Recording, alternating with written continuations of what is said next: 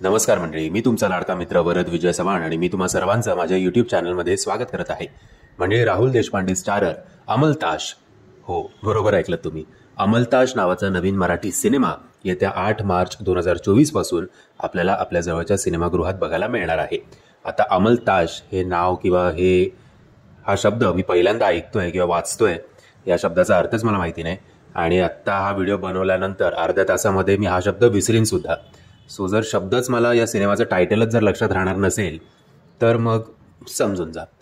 असो, सो जेव्हा मी असं यूट्यूब सर्च करत होतो एक नवीन काहीतरी व्हिडिओज बनवण्यासाठी, तेव्हा या सिनेमाचा ट्रेलर माझ्यासमोर आला आणि त्या ट्रेलरचं ड्युरेशन बघून मी आधी जरा घाबरलो, कारण त्या ट्रेलरचं ड्युरेशन होतं 4 मिनिटं 12 सेकंड.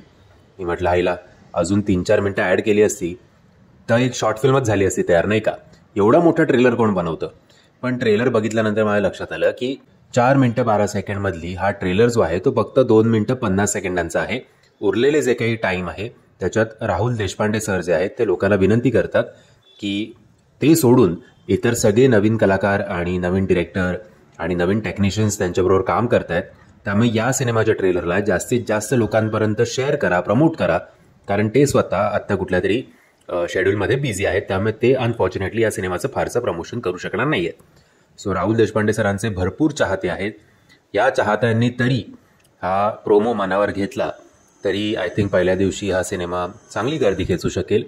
फक्त ट्रेलर बघितल्यानंतर इतकी साधी सिम्पल स्वीट लव्ह स्टोरी आहे की हा मी थिएटरमध्ये बघायला का जाऊ, मी यूट्यूबवर किंवा OTTवर बघीन असं मला वाटतं.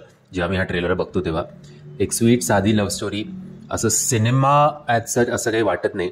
हा प्रॉब्लेम बऱ्याचशा मराठी सिनेमांचा अनफॉर्च्युनेटली होतो की इतकं रिअलिस्टिक आणि इतकं डे टू डे लाईफमध्ये जे घडतं, म्हणजे खऱ्या अर्थी कॉम्प्लिमेंट पण आहे, पण एवढं रिअलिस्टिक आणि एवढं सिम्पल आणि सगळं बघायला मी थिएटरमध्ये का जाऊ बुवा? बरं, अजून गाणी या सिनेमाची माहिती नाही आहेत.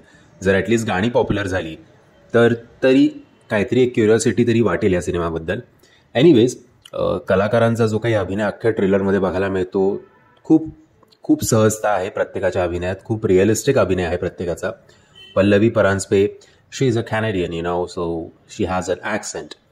सो तिचं पण आणि राहुल देशपांडे यांची लव्ह स्टोरी पण बऱ्यापैकी रंगेल. आय थिंक थोडा एज डिफरन्स पण असेल बहुतेक दोघांमध्ये दाखवलेला. सो बघू. हा जर ट्रेलर तुम्ही बघितला नसेल तर त्याची लिंक मी तुम्हाला खाली डिस्क्रिप्शन बॉक्समध्ये देतोय आणि विनंती करतोय की ॲटलिस्ट हा ट्रेलर बघून एक विचार तरी तुम्ही करा की बाबा हा सिनेमा आपण बघूया की नको. बऱ्याचशा वेळेला आपण बघतो की ट्रेलर बघितल्यानंतरच लोक ठरवतात, विचारसुद्धा करत नाहीत. पण या सिनेमाच्या बाबतीत तरी आपण करावा.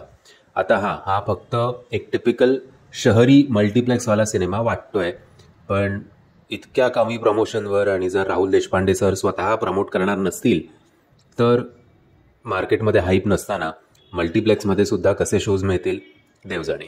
Anyways, finger cross. आशा करूया की हा सिनेमा चांगली कामगिरी करेल. ट्रेलरची लिंक तुम्हाला खाली डिस्क्रिप्शन बॉक्समध्ये देतोय. आत्ता बघा, जे काही डिफिकल्ट नाव आहे त्या सिनेमाचं, या 2 ते 4 मिनिटात मी या सिनेमाचं नाव विसरलो सुद्धा, मला रिकलेक्टच होत नाही आहे ते. सो असं टायटल देण्याची काय गरज होती माहिती नाही. असो, मी आशा करतो तुम्हाला हा व्हिडिओ आवडला असेल. जर तुम्हाला हा व्हिडिओ आवडला असेल तर प्लीज या व्हिडिओला लाईक, शेअर आणि चॅनलला सबस्क्राईब करायला विसरू नका. जय हिंद, जय महाराष्ट्र.